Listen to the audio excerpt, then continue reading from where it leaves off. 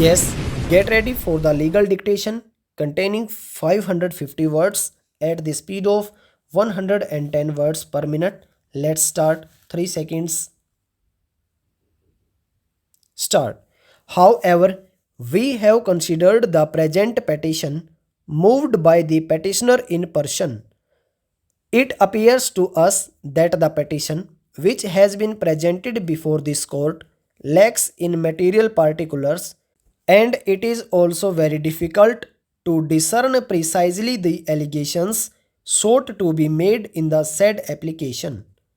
The petitioner has also made a wide and sweeping allegation against a judge of the High Court without giving any instance how and in what manner the said judge has influenced the other judicial officers of the state. Such sweeping allegations against a judge and other judicial officers need to be deprecated in no uncertain term. But it appears to us that the petitioner is a confused person and perhaps has failed to appreciate the consequence of making wild allegations against judicial officers. Even in this application, the petitioner has alleged that this court should pass a direction for making Hindi as a national language because such direction should have been given 28 years ago.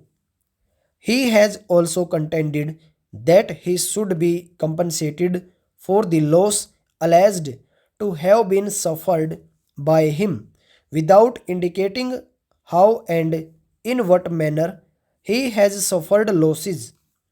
He has also alleged that the nation should also be compensated for the loss suffered by the nation from the pockets of the concerned persons who did not care to take action against illegal and improper activities by the mill owners and some other persons. Such statements reveal utter confusion and obsession of the petitioner. We are therefore not inclined to take any serious view of the wild allegations made against some of the members of the judiciary. We may indicate here that, as a matter of fact, when these matters were taken up for hearing before another bench of this court on 12th August 1994, the said bench, with respect rightly, could not appreciate the precise relief which the petitioner was seeking, and as the petitioner was appearing in person and was making reference about various cases filed in different courts without giving relevant particulars of such cases and orders passed in such cases. Hence, the bench in its order dated 12th August 1994 indicated that it was not possible for the court to understand what were those cases and against whom the said had been filed because the copies of those orders were not available on the record. By the said order, it was directed that the Secretary, Supreme Court Legal Aid Committee would render assistance to the petitioner to protect his grievance and assist the court, and the petitioner was directed to approach the Supreme Court Legal Aid Committee for that purpose.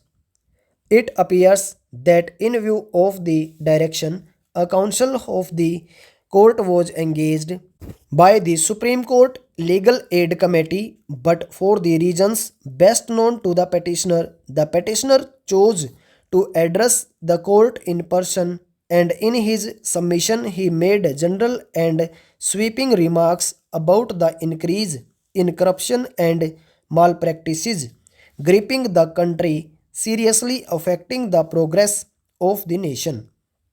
He also alleged that various smuggling and nefarious activities relating to narcotic and psychotropic drugs were being committed by the owners of oil mill, and various complaints made by him in different law courts were simply dismissed.